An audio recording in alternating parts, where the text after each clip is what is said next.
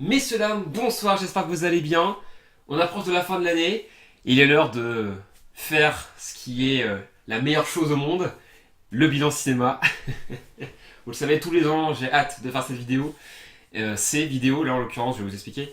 Donc c'est un bonheur. C'est un bonheur de vous retrouver aujourd'hui pour la première partie donc, de ce bilan cinéma 2018. Vous aurez remarqué dans le titre le petit 1 sur 5, parce qu'effectivement, il y aura 5 vidéos consacrées à ce bilan cinéma 2018.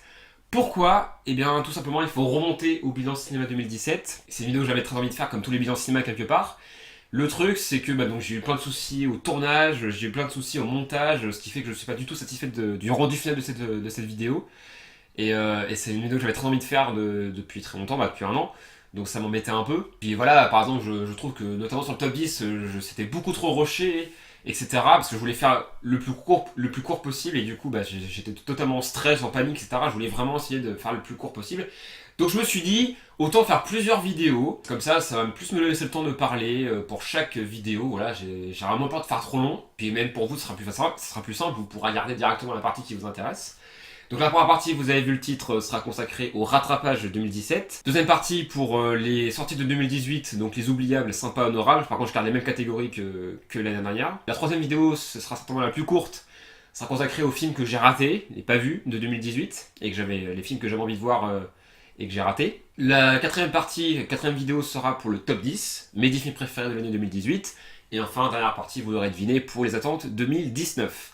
Voilà, étant donné que j'ai rattrapé tous les films de 2017 que j'avais envie, voilà. Je sors cette première partie un peu plus tôt. Je me dis que comme c'est assez fait, et que je pourrais pleinement me consacrer par la suite aux autres parties pour le mois de décembre. On y va, alors cette vidéo sera coupée en deux sous-parties.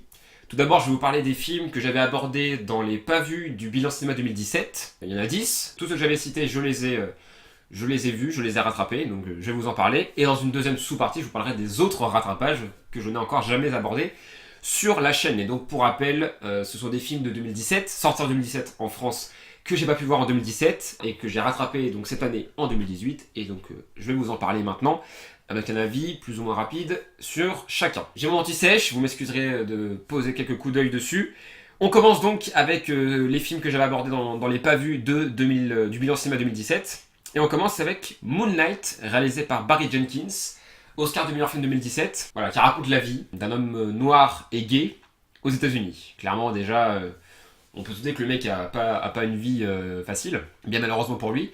Et donc, le film va se couper en 3 chapitres, et on va le suivre à 3 étapes de sa vie, quand il est enfant, quand il est adolescent et quand il est adulte. Et c'est un film que j'ai bien aimé, que j'ai trouvé plutôt fort à certains moments, sans dire que c'est un film que j'ai trouvé incroyable, que c'était une révolution.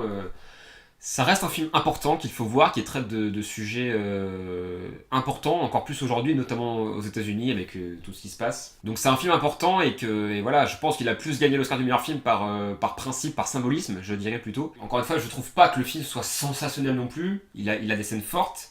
Et pour le coup, par exemple, je dirais que ma partie préférée sur le film était la deuxième, celle de l'adolescence, parce que je trouve que c'est celle la plus forte, la plus dure aussi peut-être à regarder, mais justement la plus intense et la plus émouvante. La première partie est sublimée par la présence de Mahershala Ali, qui n'a pas volé son Oscar de meilleur acteur dans un second rôle, qui est impérial.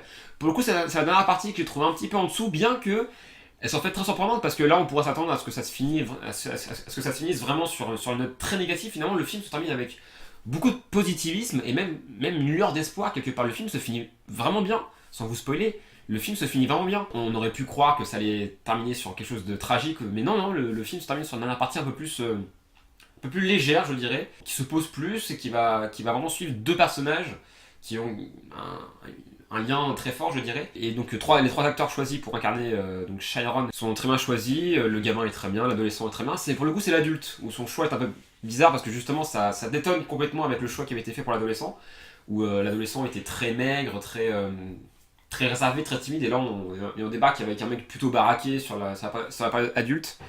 Donc c'est un choix surprenant, mais l'acteur est bon, donc il n'y a aucun souci là-dessus. Et puis ça reste plutôt cohérent avec l'évolution du personnage, donc il n'y a aucun souci. Donc c'est un film que je vous recommande, sans dire non plus que c'est un film incroyable.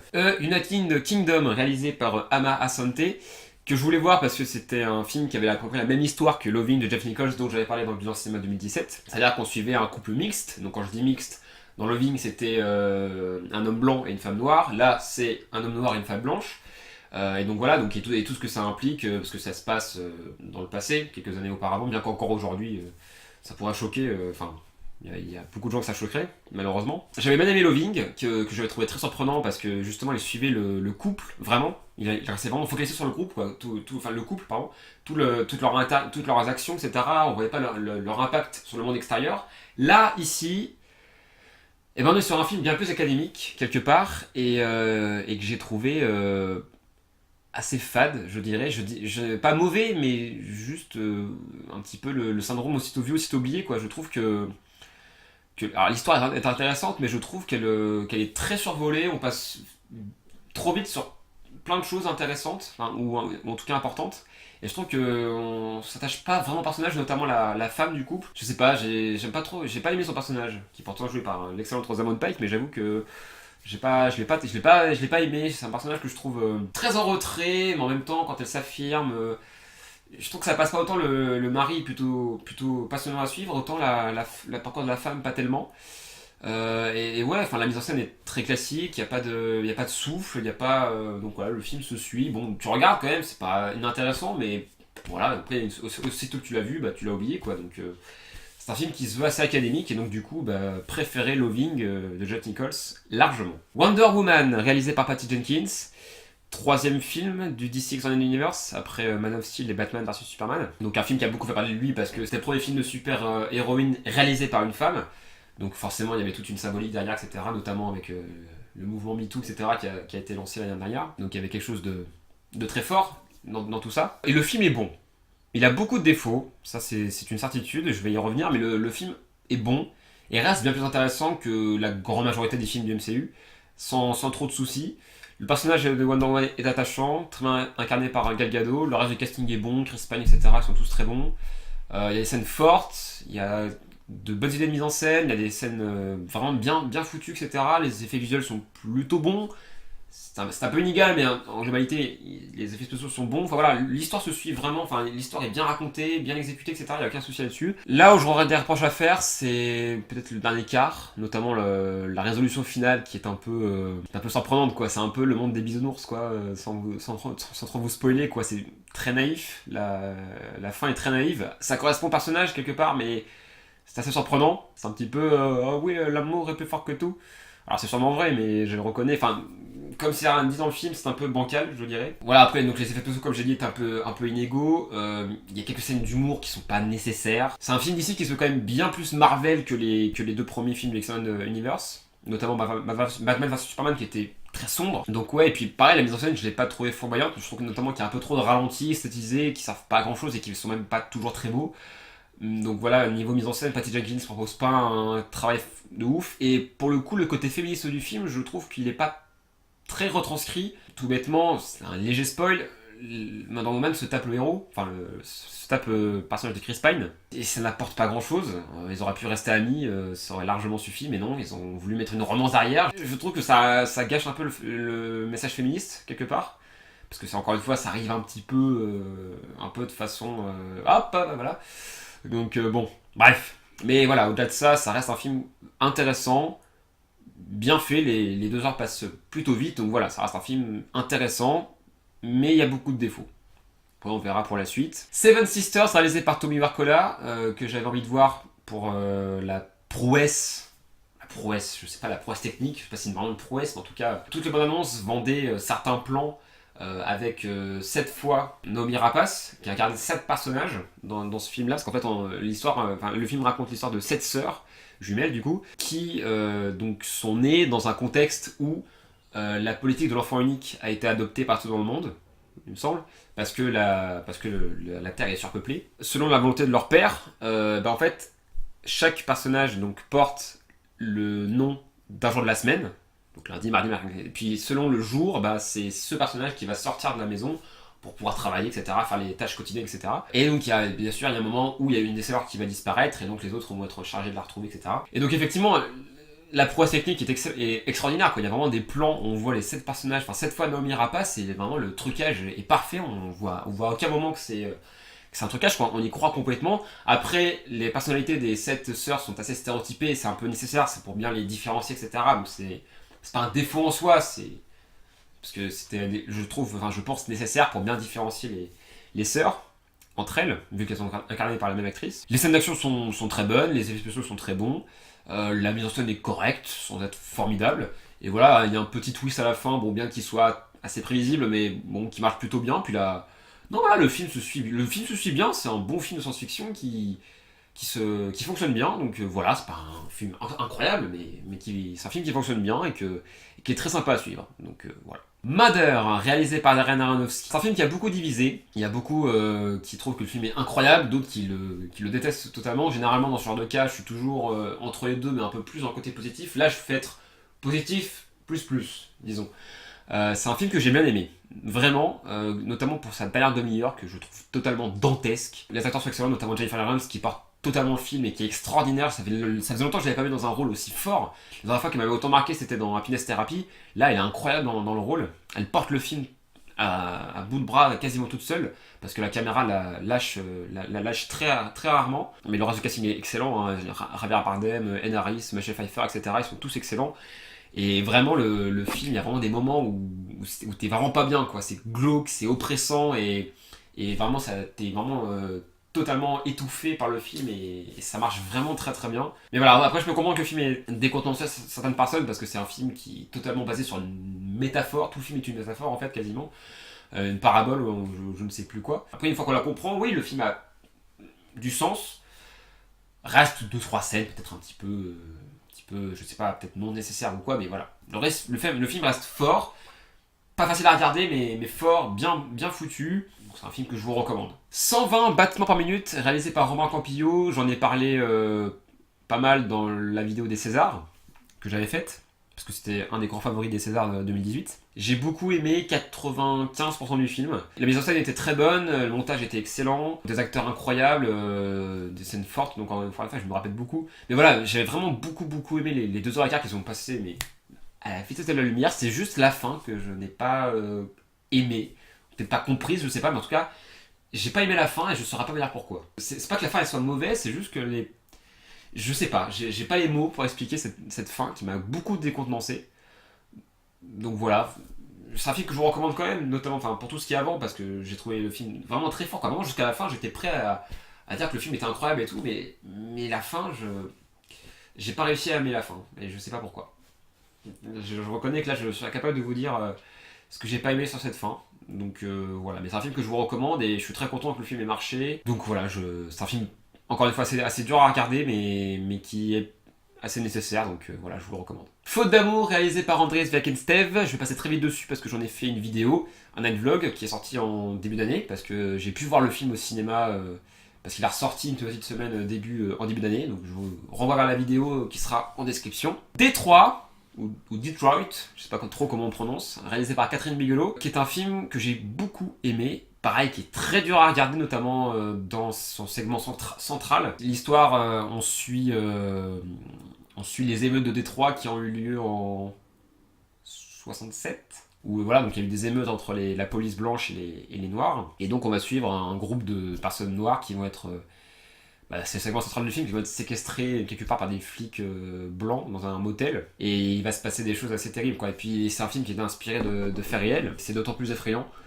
Et c'est un film que j'ai trouvé très fort, vraiment très très fort. La mise en scène est très bonne, il y a un style très documentaire que j'ai trouvé très immersif et très très prenant. Et les acteurs sont excellents. Will Poulter, le mec, il est parti d'un film, d'une comédie américaine totalement débile à un genre de performance, quoi. Il est extraordinaire. Alors c'est un salaud dans le film, hein, mais vraiment un gros salaud, mais il est incroyable. Puis il a un physique assez atypique quelque part, donc c'est vrai que le personnage lui va très bien. Donc il est excellent. Enfin après voilà, il y a d'autres acteurs. Le casting est excellent et c'est un film vraiment fort, et les 2 heures passent 2h15 passent encore une fois comme les trains à la poste. Donc c'est un film que je vous recommande vraiment. Encore une fois, très dur à regarder, mais nécessaire et fort. Voilà. Au revoir là-haut, réalisé par Albert Dupontel. C'est un film qui a excellente réputation, et je dois dire qu'encore une fois, la fin m'a un petit peu décontenancé. Je trouve que le film se finit trop vite et trop bien. peut-être, je dirais. C'est un film atypique. En même temps, Albert Dupontel est un novice dans le cinéma français, mais depuis déjà très longtemps. C'est un film qui est très bien réalisé, la scène de guerre du début est incroyable, en termes de mise en scène, en termes d'effets spéciaux, etc. Les acteurs sont extraordinaires. Nahuel Perez-Biscayat, qui jouait déjà dans 120 bâtons par minute et qui va gagner le César du meilleur espoir masculin, il est extraordinaire aussi ici. Albert Dupontel il est génial. Enfin, tous les acteurs sont extraordinaires. Mélanie Thierry, Mélie Dequesne, etc. Laurent Lafitte. Ils sont tous extraordinaires. Le film est très bien réalisé, il y a de très belles images, la photographie est très belle, la musique est très bien. C'est un film fort. Juste encore une fois la fin que je trouve... Ah, je sais pas, mais je trouve que... je trouve que ça donne pas forcément la bonne morale. Encore une fois, c'est mon avis, mais... Ah, ça m'a décontenancé. Ça m'a vraiment décontenancé. Mais encore une fois, c'est un film que j'ai trouvé fort. Voilà. Peut-être encore une fois que je trouve qu'il y a certaines séquences qui passent un peu trop vite. Je suis très content que le film ait marché, qu'il y a eu d'excellents retours, c'est du très bon cinéma français, ça fait très plaisir de voir ça, mais voilà, j'ai pas réussi à l'adorer. C'est un film que j'aime bien, qui est très bien fait sur plein d'aspects, mais j'ai pas réussi à l'adorer. Voilà. Et enfin, on termine cette première sous-partie avec Star Wars 8, The Last Jedi, réalisé par Rian Johnson. Je passe après la vague, un an après la vague. Parce que bordel, qu'est-ce qu'on en a fait comme bordel sur le film une fois qu'il est sorti l'année dernière. Je vais aller assez vite. Je vais essayer de faire assez vite sur Star Wars 8. L'année dernière, j'avais mis au montage une petite phrase. J'avais mis à peine meilleur que le 7. Beaucoup de maladresse, mais des fulgurances certaines, sympas. Alors un avis que je n'ai plus du tout aujourd'hui, mais en même temps j'étais incapable d'émettre un avis sur le film. Il y a des gens qui ont suivi, ça m'arrive très rarement, mais là j'étais incapable de donner un avis sur le film. Une fois que je l'avais vu. Pareil, c'est un film qui a beaucoup divisé, des gens qui l'adorent, meilleur Star Wars, et d'autres qui le détestent, qui trouvent que c'est une trahison de la saga. Et autant parfois je peux comprendre un clivage, là je comprends pas. Je trouve que les deux extrêmes ont tort. C'est pas le meilleur film de la saga, loin de là. Il y a des choses qui font partie des meilleurs films de la saga, mais le film a beaucoup trop de défauts pour être le meilleur film de la saga, objectivement. Et à l'inverse, c'est pas une merde. Pas du tout, il y a beaucoup trop de bonnes choses pour que ce soit une merde. Parce que c'est un film que j'ai bien aimé, et effectivement je l'ai préféré au 7, largement, je préfère largement le revoir que le 7, bien que j'aime le 7 aussi, mais je préfère largement revoir le 8 que le 7, parce qu'il y a beaucoup plus de bonnes choses dans Star Wars 8, il y a beaucoup plus de défauts, mais c'est parce qu'il y a beaucoup plus de prise de risque aussi. Rian Johnson a vraiment eu les coronesses de faire des choses dans ce film, et vraiment c'est fou. C'est vrai que c'est encore fou de se dire que Disney, une grosse machine, ait laissé passer certaines choses. Parce que Rian Johnson faut le rappeler, a écrit et réalisé le film. Il a écrit tout seul le film, ce qui est très rare aujourd'hui dans le monde du blockbuster, surtout pour une licence pareille. Donc c'est fou. Les coronets sur Rian Johnson, et oui, il y a beaucoup de défauts, mais le film reste plutôt réussi. Il faut l'avouer, quoi. La mise en scène est vraiment, vraiment magnifique, quoi. Rian Johnson propose des plans magnifiques, avec une magnifique photographie. Les effets spéciaux sont globalement bons, même s'il y a quelques petites fautes de goût par-ci par-là, mais je pense que ça a été par manque de temps qu'ils ont bâclé légèrement certains effets visuels. L'évolution des personnages est super intéressante, notamment Rey et Kylo Ren. D'ailleurs, leur relation est vachement intéressante. Il y a des scènes qui sont ouf, quoi, vraiment. Il y a aussi beaucoup de défauts, des grosses facettes scénaristiques, des fautes de goût, donc. Mais c'est un film que j'aime bien, et c'est très loin d'être le meilleur Star Wars.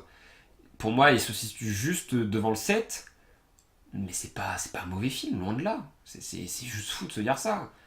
Et puis à aucun moment il ne trahit Star Wars, c'est pas vrai du tout. Le message du film reste beau et totalement cohérent avec le reste, donc non, c'est pas un film qui se trahit Star Wars, pas du tout, je suis désolé. Et ne dites pas que t'es pas un vrai fan de Star Wars si t'as aimé Star Wars 8. Bien sûr que, un vrai fan de Star Wars, par définition il doit aimer tous les Star Wars, quelque part, je crois. Donc voilà, je vais arrêter de parler de Star Wars 8, j'ai aimé Star Wars 8, je l'ai préféré au 7, mais voilà, ça s'arrête là, c'est pas non plus le meilleur film de la saga, certainement pas, il y a beaucoup trop de défauts, mais il y a beaucoup trop de qualités aussi, bien que c'est une immense merde. Donc voilà. On passe à la deuxième sous-partie, donc avec les films que je n'ai jamais abordés. On va aborder 16 films, c'est ça? Alors j'ai essayé à peu près de les trier par ordre de préférence. Donc là on va commencer par les films que j'ai le moins aimé sur les 16, et on va terminer par les films que j'ai le plus aimé sur les 16. C'est à peu près, je dis pas que c'est hiérarchisé à 100% correctement, mais bon, j'ai essayé de faire à peu près. De celui que j'ai le moins aimé à celui que j'ai le plus aimé. À peu près. On commence avec La Tour Sombre, réalisé par Nicolage. Arcel, je sais pas du tout comment on prononce. Adaptation de Stephen King avec Idris Elba et Matthew McConaughey, que j'ai trouvé sympa, vraiment sans plus. C'est un film que je trouve qui est quand même fade. C'est-à-dire que et sans trop de profondeur, quoi. Le film rush beaucoup, donc on s'attache pas vraiment au personnage. Là, l'histoire nous semble assez bâclée quand même, bien que ce soit du Stephen King quand même à la base, faut pas oublier. Il y a des idées intéressantes, les scènes d'action sont plutôt cool, mais après, enfin voilà quoi, c'est pas le film est aucunement marquant quoi, parce que ça passe beaucoup trop vite, et puis ça reste très, enfin cliché, oui, enfin ça reste très classique dans la trame, etc. J'ai pas détesté, mais vraiment sans plus. Hein. Bright, réalisé par David Ayer, le réalisateur de Suicide Squad, pour vous donner un ordre d'idée, qui est un film Netflix donc, qui est le premier blockbuster de Netflix, qui est sorti en fin d'année 2017, avec Will Smith, que j'ai trouvé plutôt sympa aussi. Pareil, le film est loin d'être ouf, mais je dois avouer qu'il y a quelques fulgurances en termes de mise en scène, en termes d'action. Il y a vraiment des séquences qui, d'un seul coup, sombrent dans une violence assez extrême, et il y a vraiment des moments où il y a un certain souffle dans certaines scènes d'action et qui sont très inattendus. Et l'univers n'est pas intéressant, bien qu'on y passe très vite. Encore une fois, je trouve que le film rush un peu trop. Le scénario reste très classique et très simple. Les personnages sont plutôt attachants, mais sans plus. Voilà, il y a quelques touches d'humour qui sont pas nécessaires. Je retiens juste quelques fulgurances en termes de mise en scène, en termes d'action, mais sinon, pas de quoi s'extaser non plus, loin de là. Après, je trouve pas que ce soit un mauvais film non plus. Donc voilà. Barbara, réalisé par Mathieu Amalric, c'est un film qui m'a beaucoup décontenancé, encore une fois. Je dis beaucoup décontenancé dans cette vidéo. Alors, c'est un biopic. Oui et non, non, ça raconte l'histoire d'une femme qui vint incarner Barbara dans un biopic. En fait, il y a un film dans le film, en fait. Il y a une mise en abîme, etc. Et justement, Mathieu Amalric va beaucoup jouer sur la frontière entre la fiction et la réalité, entre le film dans le film et le film en lui-même. C'est-à-dire qu'il y a vraiment des moments où on va pas savoir si c'est des images d'archives, ou si c'est le film dans le film, ou si c'est le film en lui-même. Enfin, voilà, il va beaucoup jouer là-dessus pour essayer un peu de nous perdre. Alors, c'est intéressant, c'est plutôt surprenant, mais après, la finalité du truc, peut-être un message derrière, je pense, oui, c'est pour montrer un petit peu la finesse de la frontière entre la fiction et la réalité, entre le personnage et l'actrice. Parce que justement, le film montre aussi le fait que Jeanne Balibar, donc qui joue le Barbara dans le film, bah, qu'elle soit totalement envahie par le rôle de Barbara dans le film. C'est compliqué, ça bordel. Donc ouais, de ce côté-là, ça marche bien. Bien qu'il soit pas long, j'ai trouvé le film, ouais, enfin, intéressant, mais en même temps pas passionnant. Et même si Jeanne Balibar est extraordinaire et n'a pas volé son César, voilà, et puis même si la mise en scène, encore une fois, est très intéressante parce que justement Mathieu Amalric va beaucoup jouer avec la frontière entre la mise en abîme, etc. Bah voilà, c'est pas un film non plus que je vous recommanderais forcément. Il a au moins eu le mérite d'éviter le biopic classique, mais après, bon, sa proposition n'est pas toujours très pertinente. Donc voilà, après ce sera à vous de voir bien sûr. Lion, réalisé par Garth Davis. Alors celui-là, on en a beaucoup parlé, on en a beaucoup dit du bien. C'est vrai que le film a d'excellentes notes et excellentes critiques partout. C'est un film qui a été adoré par les spectateurs. Je dois avouer que je suis pas aussi dithyrambique que vous. J'ai trouvé le premier tiers du film, donc toute la partie qui se passe en Inde, avec le jeune acteur, vraiment très bonne. C'est une partie forte, bien réalisée, avec un vrai travail sur le son, etc. Enfin, il y a une vraie ambiance qui se dégage de la première partie du film en Inde qui est vraiment bonne. Et en fait, après, une fois que le personnage va aller en Australie, et que surtout il va y avoir le 20 ans plus tard, bah, je trouve encore une fois ça va rusher. Les scènes vont s'enchaîner, mais sans marquer quoi. Les scènes vont s'enchaîner comme ça. Je trouve qu'on va plus du tout s'intéresser à la psychologie du personnage. Je trouve que tout passe très vite. Ça, c'est un personnage, on ne comprend pas leur utilité. Genre par exemple, le personnage de Rooney Mara, qui est censé jouer la petite copine du personnage de Dev Patel, donc le Saru adulte. On se demande à quoi elle sert, et puis leur relation n'est pas toujours très claire. Et puis à la fin, ça joue tire-larme, mais c'en est. C'est lourd. Alors oui, j'ai pas raconté l'histoire du film, quoi. Donc on suit un petit garçon qui est perdu en Inde.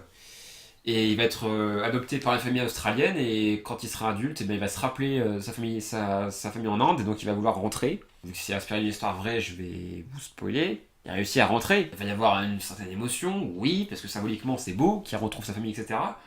Mais dans les faits, on a vu sa famille 2 minutes au début du film, même pas. Donc on n'a pas eu le temps de s'attacher à ces personnages, on n'a pas eu le temps de... Et puis même, enfin, on suit Saru pendant tout le film quasiment, mais quand il est adulte, on a vraiment du mal à comprendre ses motivations, on a du mal vraiment à comprendre. Donc je trouve que le film, par rapport au potentiel de l'histoire qu'il adapte, je trouve le film raté. Par rapport à l'histoire qu'il adapte. C'est pas un film raté en soi, mais juste que par rapport à l'histoire qu'il raconte, je trouve que c'est raté. Je trouve que le film aurait mérité d'être plus long pour plus creuser la psychologie des personnages, pour plus créer de l'émotion, en fait, de l'empathie, tout simplement. Parce que moi, je trouve qu'on est totalement extérieur à tout ce qui se passe, et ça n'a pas du tout marché sur moi. Voilà. Après, encore une fois, le film n'est pas mauvais, loin de là. La première partie, je l'ai beaucoup aimé. La photographie est magnifique, la mise en scène est bonne, les acteurs sont excellents, la musique est sublime aussi. Mais voilà, je comprends pas la dithyrambique sur ce film. Très clairement. Voilà. Désolé. Le Redoutable, réalisé par Michel Hazanavicius, qui est un biopic, plus ou moins sur Jean-Luc Godard, qui est une comédie assez surprenante. Ouais, c'est plus une comédie qu'un biopic en fait, et c'est assez surprenant par rapport au personnage. C'est vrai que c'est un film qui est plutôt drôle. Et même, quoi, enfin, le film propose des choses intéressantes. Il y a quelques beaux effets de mise en scène il y a beaucoup de jeux, enfin il y a beaucoup de références à Jean-Luc Godard en fait, quelque part. Pour ceux qui ne savent pas qui c'est Jean-Luc Godard, c'est un réalisateur qui a beaucoup influencé le cinéma français avec la période de la Nouvelle Vague dans les années 60-70 me semble-t-il. Et voilà, le personnage est très très particulier, pas forcément très amical. Et voilà, et puis l'acteur qui joue... putain mais comment il s'appelle? Mais c'est fou! Je me rappelle pas mais c'est fou. Bon, excusez-moi, je regarde vite fait, mais ça me... Mais c'est terrible, je me rappelle pas, putain, mais comment il s'appelle? Mais c'est fou, mais je trouve ça fou. Pourquoi ça me revient pas? Mais c'est incroyable. Allez. Oh, je perds un temps de fou, mais... Allez. Dis-moi qui joue l'acteur. Quand je vais le voir, je vais faire... Oh, putain de merde, oui. Louis Garrel. Merci beaucoup, Louis Garrel, bordel, oui. Qui est excellent dans le film.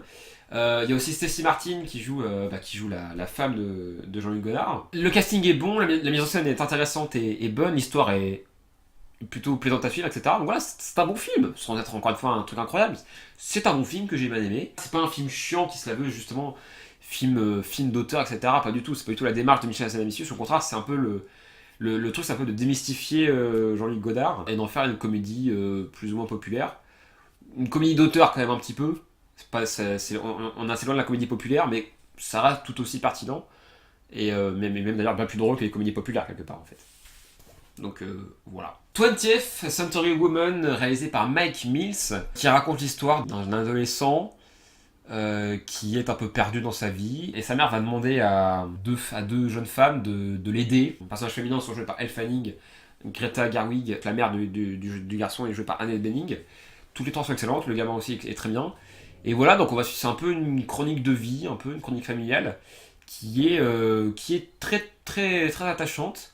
C'est un film plutôt joli, avec une belle mise en scène. Le film contient des scènes intéressantes, il y a quelques belles leçons de vie, voilà, donc c'est un film que j'ai bien aimé, que j'ai pas trouvé fou non plus, mais voilà, qui est très plaisant à suivre, et puis ça peut vous parler, quoi, si vous aimez un petit peu les leçons de vie, certaines façons de voir la vie, etc. C'est un film plutôt intéressant, voilà. C'est un bon film que je vous recommande, notamment pour son casting 4 étoiles et sa belle mise en scène.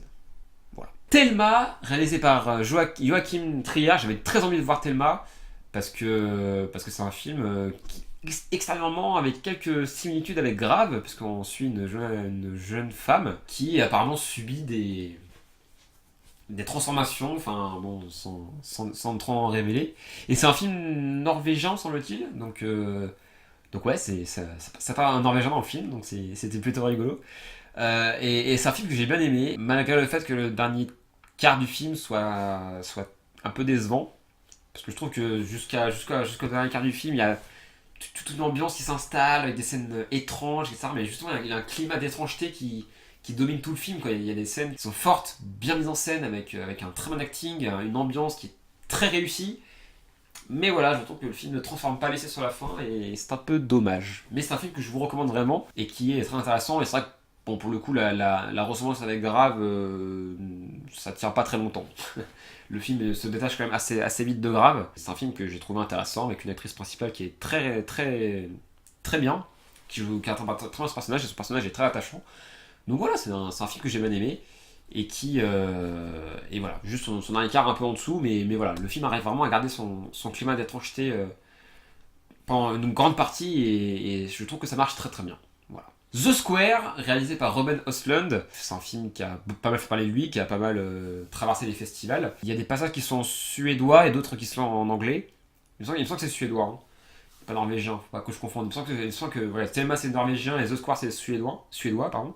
Il me semble que c'est ça. Bref, qui est un film pareil que j'ai trouvé intéressant, qui pareil est assez surprenant. C'est un film qui raconte l'histoire d'un conservateur de musée, c'est ça, de musée d'art contemporain, qui prépare une nouvelle exposition et il va lui arriver des trucs, il va perdre notamment ses affaires et il va y avoir une suite d'événements qui vont l'amener à des choses étranges, à rencontrer des personnages étranges, etc. Bon, voilà, c'est un film assez difficile à résumer. Mais voilà, c'est un film intéressant avec un bon casting. À un moment, il passe du Justice. Donc c'est cool. Moi, je trouve ça cool. Donc voilà, rien que pour ça, c'était cool. Mais non, après, au-delà de ça, la mise en scène du film est assez intéressante. Et voilà, bien que le film soit un petit peu long quand même, il fait 2h20, il me semble. Voilà, il y a quelques petites longueurs, mais le film est intéressant. Il y a notamment une scène qui est incroyable. C'est toute une scène de performance, quelque part, donc d'un acteur, un homme singe en fait. Et toute la scène est folle. J'avoue que la scène est incroyable. C'est la meilleure scène du film, elle est totalement dantesque. Il y a un vrai souffle qui se dégage de cette scène et qui est folle. Rien que pour cette scène, franchement, le film vaut le coup d'œil. Elle est pas très longue, elle dure entre 5 et 10 minutes, mais putain, la scène est totalement folle. Donc rien que pour ça, franchement, il faut voir The Square. Bien que le film soit pas toujours très, très passionnant, mais voilà. La démarche reste intéressante, il y a quelques bonnes idées, et il y a quelques thématiques abordées qui sont vachement intéressantes. Donc voilà. Mise à mort du Sar Sacré, réalisé par Yorgos Lanthimos, qui est grec, me semble-t-il. Il y a beaucoup de... On traverse beaucoup l'Europe là dans cette première partie du bilan cinéma. Yorgos Lanthimos, j'avais très envie de voir son film précédent qui était The Lobster, que je n'ai pas encore vu, mais j'ai très envie de le voir. Mise à mort du Saint Sacré, on suit une famille. Le mari, donc qui est joué par Colin Farrell, est un médecin chirurgien, me semble-t-il, et il va faire une bêtise en fait qui va entraîner la mort de quelqu'un. Et le fils de cette personne va se rapprocher de lui à la suite de ça, et à un moment après va lui proposer un dilemme, un gros dilemme, sous peine de voir toute sa famille mourir. Voilà, j'en dirais pas plus, mais c'est un film très surprenant. Encore sur Timo, c'est un réalisateur très atypique, encore une fois. Les dialogues du film sont surréalistes. Il y a vraiment des moments où les personnages vont parler de choses, mais c'est totalement barré, c'est totalement sorti de on ne sait pas où. Et puis pareil, la façon que Lanthimos dirige ses acteurs, c'est très surprenant. Il y a vraiment des moments où il se passe des choses, mais et les personnages n'ont aucune réaction quasiment. Ils sont de marbre, et ça peut être très frustrant. T'as vraiment envie parfois d'aller dans le film et de leur dire mais fais quelque chose, bouge-toi, machin, enfin merde quoi. Et non, il se passe rien, il fait rien, apparemment c'est une patte, c'est la patte Lanthimos. C'est très frustrant, mais ça crée quelque chose quoi, ça crée quelque chose vraiment. Et l'ambiance sonore du film est horrible, il y a vraiment la musique du film est horrible. Il y a des sons qui se dégagent de la musique qui sont très c'est bizarre, c'est très ça prend vraiment au trip quoi. Et la mise en scène du film est excellente. Beaucoup comparent Lanthimos à Kubrick pour son style assez froid. J'ai pas lu assez de Kubrick pour attester, mais c'est vrai qu'il y a un peu de relent de Shining ou de 2001 l'Odyssée de l'espace. Mais c'est vrai qu'il a un style très froid avec un style de direction d'acteur assez à l'ancienne, je dirais. Donc voilà, donc c'est un film qui n'est pas accessible à tout le monde, c'est sûr. Mais si vous rentrez dans le délire, vous pouvez trouver le film incroyable. Voilà, c'est un film que j'ai bien aimé, mais il y a quand même quelques trucs qui vont un peu déranger, mais ça reste un film vachement intéressant et surprenant, vraiment, et très atypique. Donc voilà, si vous aimez les films atypiques, je vous le recommande. The Lost City of Z, réalisé par James Gray, qui raconte l'histoire d'un aventurier qui doit faire de la cartographie en Bolivie, ou je sais plus à quel siècle, au XXe siècle me semble-t-il. Peut-être avant, je sais plus. Donc il va conduire une expédition et il va trouver une cité. Enfin, ce qu'il pense être une cité, enfin en tout cas il va trouver des traces de civilisation dans la jungle. Et c'est un film pareil que j'ai trouvé intéressant, bien fait, bien réalisé, avec d'excellents acteurs. Voilà, c'est juste, je dirais que le film fait un peu trop d'aller-retour entre la Bolivie et l'Angleterre, parce que ils sont anglais me semble-t-il. Donc c'est vrai que parfois, t'as un peu de mal à... parce que les voyages en Bolivie sont très dangereux, de par la faune, de par la flore, de par la population indigène là-bas. La première expédition, tu sens vraiment la difficulté du voyage. Puis après, quand il y a plusieurs allers-retours, tu sens moins la dangerosité du voyage. Mais voilà, il y a d'autres choses à côté qui font que le film est réussi, donc voilà. Je vous le recommande. Love Hunters, réalisé par Ben Young, qui raconte l'histoire d'une jeune femme qui va être kidnappée par un couple. Pour se libérer, elle va essayer d'exploiter les failles du couple, en fait, parce qu'elle se rend compte assez vite que le couple n'est pas un couple modèle, disons. Et c'est un film, pareil, que j'ai trouvé intéressant, qui, là, on pourrait croire qu'on va suivre uniquement le personnage principal qui est kidnappé. En fait, non, on va aussi suivre la femme du couple, qui va subir pas mal d'épreuves.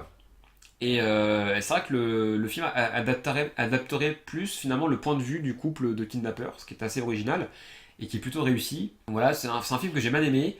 Alors qui est assez étonnamment plus dans la suggestion. Il y a assez peu de scènes violentes, ça va beaucoup être suggéré. Donc quelque part c'est bien, c'est assez élégant de la part du réalisateur. Il préfère laisser suggérer les scènes les plus horribles. Moi personnellement je suis peut-être un psychopathe aussi, mais je trouve qu'on perd un peu forcément donc l'impact de certaines scènes. Mais après voilà, ça reste totalement pertinent, enfin ça reste cohérent et pertinent, il n'y a aucun souci là-dessus.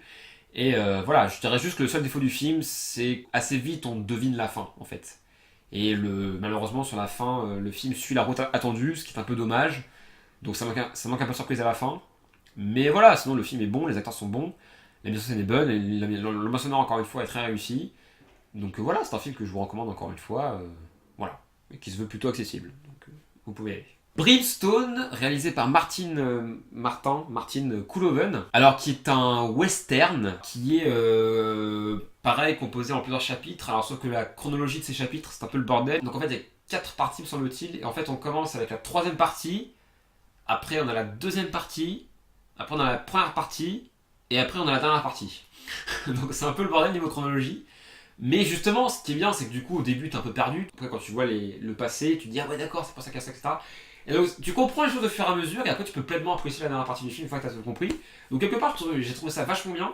Et j'ai vraiment, vraiment beaucoup aimé le film, que j'ai trouvé fort. Alors, pareil, qui est très dur à regarder. Il y a des scènes pas forcément violentes, mais en tout cas, psychologiquement, qui sont très dures à regarder. Parce que voilà, c'est pas un film qui va se. Par rapport à Le Hunter, c'est pas un film qui va se priver de montrer certaines choses assez horribles. Donc voilà, faut rester accroché, mais vraiment le casting est incroyable. Il y a des scènes qui sont fortes, la mise en scène est bonne, la musique est bonne. Donc voilà, c'est un film dur à regarder, mais passionnant, et j'ai vraiment adoré la chronologie, enfin la narration, enfin la chronologie du film, quoi, que je trouve super intéressante et pertinente, et vraiment, donc, bah, du coup, j'adore quand t'as des films comme ça où tu comprends au fur et à mesure, et pas tout dès le début, donc je trouve ça vraiment génial. Le sens de la fête, sujet bien plus léger, réalisé par Eric Toledano et Olivier Nakache. Et c'est un film que j'ai beaucoup aimé aussi, je trouve que c'est une très bonne comédie française, ça fait plaisir. Bakri est excellent. Bakri qui joue un mec qui organise des événements, là en l'occurrence un mariage, et son équipe, va y avoir beaucoup de conflits dans son équipe, ils sont pas tous très fut-fut, et bon du coup...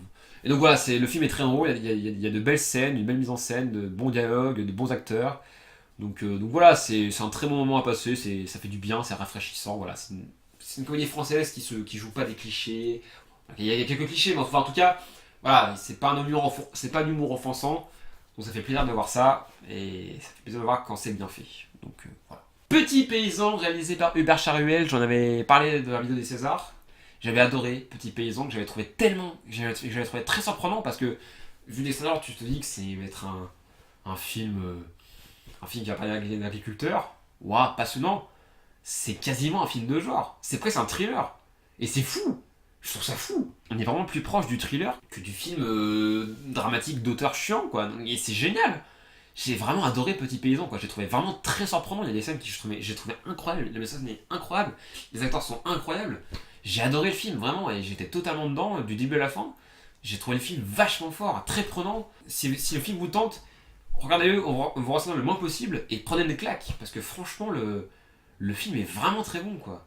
J'ai vraiment adoré le film, vraiment, ça a été un bonheur. Donc voilà, regardez-le, vraiment regardez-le, j'ai adoré le film, tout simplement. Voilà, je peux pas vous dire plus, j'ai adoré le film. J'ai plus beaucoup de batterie, il faut que je finisse vite, il reste 2 films. Patient, réalisé par Grand Corps Malade et Dimitri Hier, j'en ai parlé aussi pour les Césars, j'ai beaucoup aimé Patient. J'ai trouvé fédérateur, très beau, avec des acteurs et des personnages très attachants. C'est un film, encore une fois, pas facile à regarder par certaines scènes, mais qui se veut quand même drôle, rafraîchissant, très, très bien réalisé, etc. C'est un très beau film. Encore une fois, du cinéma français qui fait plaisir à regarder. Donc je vous le recommande beaucoup. Et enfin, on termine avec Ghost Story, réalisé par David Lowery, que j'ai adoré aussi, que j'ai trouvé fort. Passionnant. C'est un film qui raconte l'histoire d'un couple. Le mari va mourir et il va réapparaître en fantôme. Il va devoir assister à tout ce qui va se passer après sa mort, en fait. Et donc ouais, c'est un film qui est assez déprimant, mais qui propose de magnifiques images. Le ratio de l'image est très, très intéressant. C'est sous forme de vieille télé, avec des arrondis sur les bords. Je vous montre une image du film là, pour que vous compreniez. Et les acteurs sont excellents. Il y a vraiment de magnifiques images. La musique est très bonne. Il y a vraiment des moments d'une pure poésie. C'est un film que j'ai beaucoup aimé, que j'ai trouvé fort mais très beau. Donc voilà, je vous le recommande beaucoup aussi. A Ghost Story. Mais il faut pas être déprimé quand vous regardez, c'est juste ça. Je vous parle d'un dernier film que j'ai totalement oublié et pourtant c'est presque le meilleur de cette sélection. Le film s'appelle 1 minute 54, 1,54 comme vous voulez, réalisé par Yann Angland, qui est un film québécois qui raconte l'histoire d'un adolescent, d'un lycéen, qui est un passionné d'athlétisme. Et va y avoir une rivalité avec machin. Il va se dépasser, etc. Et ça va impliquer certaines choses. En vrai, c'est pas vraiment l'histoire du film, mais j'ai pas envie de vous la dire, cette histoire. J'ai pas envie de vous dire ce que les autres sous-scénarios de ce film. Tout ce que vous devez retenir, c'est que c'est un film sur l'athlétisme. Et vous allez voir une grosse claque. J'ai pris une grosse claque personnellement avec ce film, que j'ai trouvé fou. Les acteurs sont excellents, la mise en scène est vraiment très bonne. Il y a des scènes extrêmement fortes et vraiment la claque, c'est vraiment de pas avoir vu venir toutes les thématiques qui vont être abordées par le film. Et je sais pas si dans les bandes annonces ça en parle de tout ça. Il me semble pas, donc c'est pour ça que j'adore ce genre de film qui te vendent un truc et au final il y a tout un truc derrière qui te vendent pas et qui te claque dans la gueule. J'adore ça, vraiment. Donc je vous recommande vraiment le film, même si vous êtes hermétique au québécois, franchement ça se fait. Je pense qu'il y a moyen de trouver le film avec des sous-titres français, si vraiment vous avez du mal avec certaines expressions. L'acteur principal avait joué dans Mommy de Xavier Dolan, c'est pour vous dire un peu le talent du mec. Donc voilà, 1,54, très très très bon film. Vraiment coup de cœur de cette sélection, je dirais même. Voilà donc pour cette première partie de ce Bilan 2018 avec sa rattrapage 2017. Ce fut bien long, bien plus long que je ne l'aurais pensé. Donc voilà, j'espère que vous aurez apprécié cette vidéo. Je vous retrouve très bientôt pour une nouvelle vidéo et pour la suite du Bilan 2018 qui va arriver un peu plus loin. Ça arrive, ne vous inquiétez pas, je vous souhaite une excellente journée, soirée et je vous dis à très bientôt, prenez soin de vous. Salut! Et j'ai fait salut après. Salut!